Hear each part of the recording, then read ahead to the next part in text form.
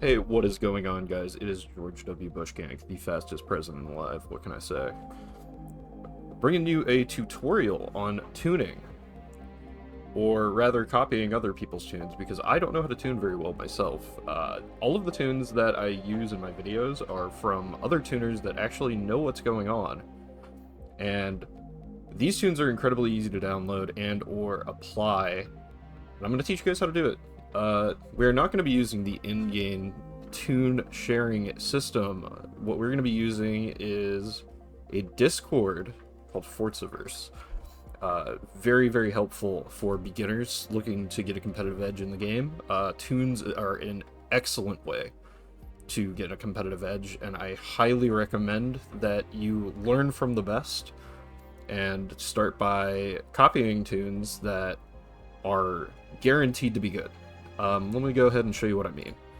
So, in each of the descriptions of my videos, I post two links to Discord. One is Forzaverse, and the other is Racing Haven. Today we're going to be focusing on Forzaverse, because they have the sauce. The absolute sauce. Some of the best tuners in the game are in here. TPR Picasso, one of them. TPR Type Rye, Harmonic is amazing. Forza Europa is really good. Anyone with this tuning technician role also knows what they're doing.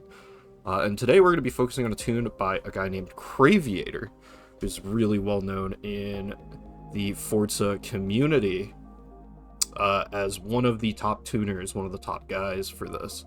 Do you have any questions? I don't know if he'll be willing to answer them, but he's got tunes already. So what we're going to do is I'm going to teach you how to use the search function to get to his tunes, because they're not super well organized.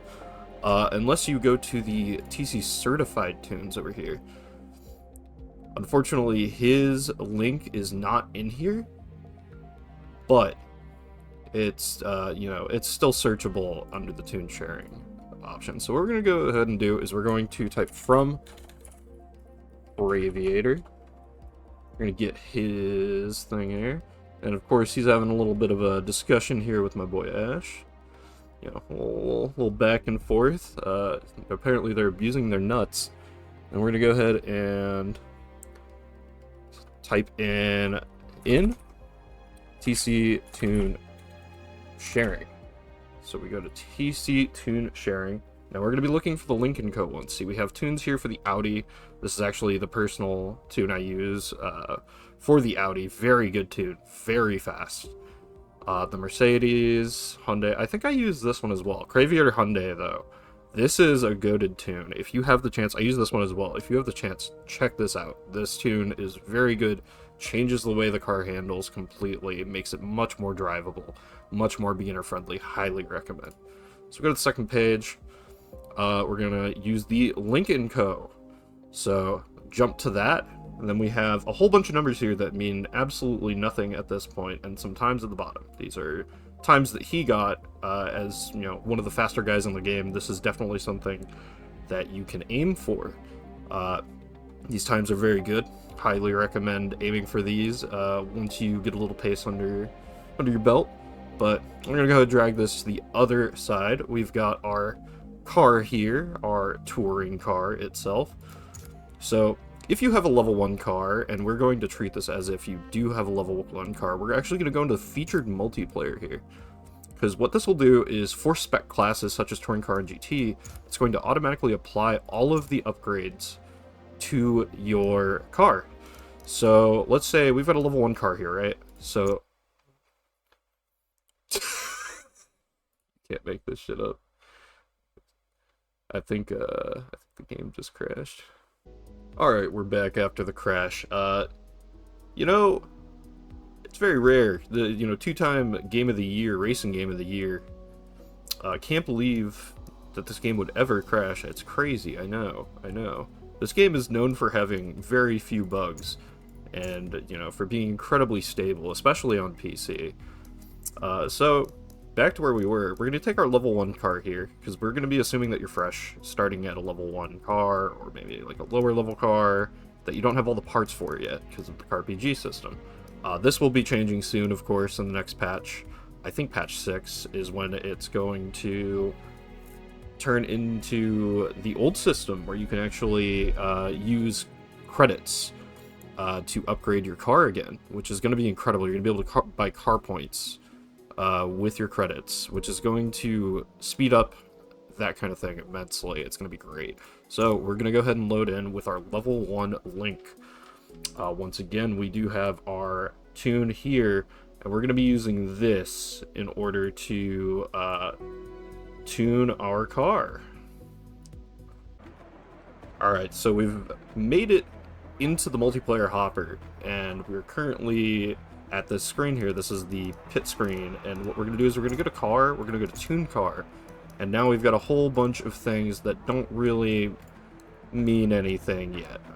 As far as you know, this is complete gibberish, doesn't mean a thing. I'm not going to go through what each of these do. What I'm going to do is I'm going to give you an idea of how I use these tunes in the Discord in order to, you know, gain pace effectively. So what we're going to do, I'm going to bring this down to the bottom here. We'll probably need to size this up a little bit, but we're going to start with the PSI, and the PSI is your tire pressure. This is going to be very important because this is one of the things that you will change track to track, but for an all-track tune like this, we just need to plug numbers. So we're going to go ahead and do that. We're going to go 2929 as said there. For our each of our drives, we're going to be matching up this number, final drive next number, to the first. So what we're going to do is we're going to drag this to 4.5. We're going to be dragging this to 210. Be dragging this to 1.63. 1.32, 1.09, 0.92, and 0.8 respectively. So now we've got our gearing. This is going to be something that you can change as well. So if you're on a faster track, say like Le Mans or something of that sort, what you can do is you can actually drag your final drive forward and back to fit your the track that you're on. This isn't wholly recommended. This is a good spot to keep it unless you're on a track that goes above 150 miles an hour. And if you do end up going above 150 miles an hour, you're going to want to drag this a little over here. 410 is generally about the max that you're going to want to be, or the minimum rather, max 165. Unless you're at Le Mans, then you can go even further.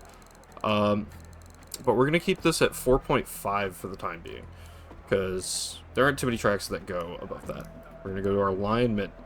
This alignment right here is fucked. You never want this to be as negative as it is now. The current alignment on the tune is 1.3, negative 1.3, and negative 0.9.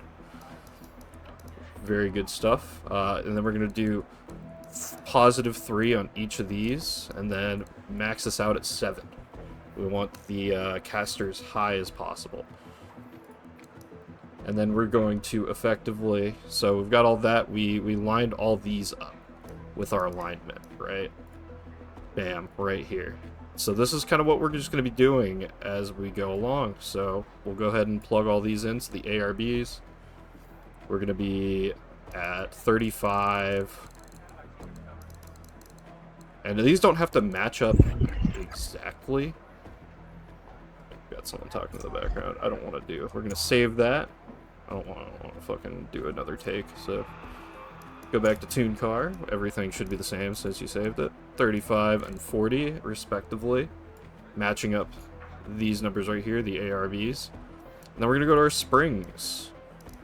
On the tune, our springs are 670 and 900, so we're gonna be going to 670 just about and 900 just about. Doesn't have to be exact, it just has to be close. For the next one, we're going to be doing 3333. So once again, just max that.